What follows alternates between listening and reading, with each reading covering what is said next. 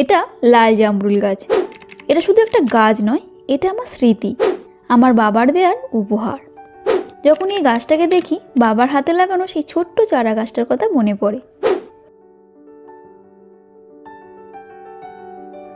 আজ আমি এই গাছটাকে নতুন জীবন দিতে চাই, নতুন পট, নতুন মাটি, যেন এই গাছ আবার নতুনভাবে বেড়ে ওঠে। তো চলো আমাদের এই যাত্রা শুরু করি। প্রথমে আমি নিয়ে আসছি বাগানের ঝরঝরে মাটি। এটা ছাড়া কিন্তু গাছ লাগানো যায় না। এর সঙ্গে নিয়েছি নদীর সাদা বালি। মাটিকে ঝরঝরে আর জলের ড্রেনেজ ঝোল ভালো রাখতে এটি অত্যন্ত গুরুত্বপূর্ণ। এরপর ভার্মি কম্পোস্ট, এটা হলো গাছের খাবার, প্রাণের শক্তি।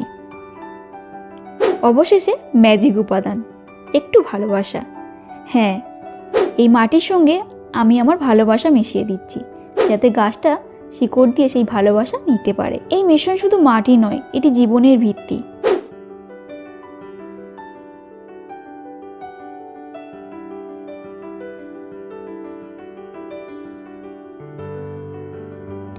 এখন সময় হয়েছে পুরনো শিকড়কে নতুন আশ্রয় নিয়ে যাওয়ার। সাবধানে গাছটাকে প্লাস্টিক ব্যাগ থেকে বার করছি। দেখো শিকড়গুলো কত সুন্দর, এগুলো যেন বাবার হাতে সেই যত্নের কথা বলছে।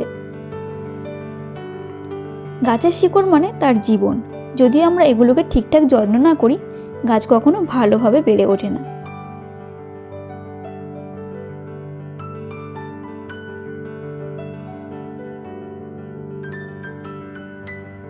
তো এখন এই চারা গাছটাকে তার নতুন ঘরে বসাচ্ছি। চারপাশে মাটি ভরে দিচ্ছি, আর যেন শিকড়গুলো স্বস্তি পায়।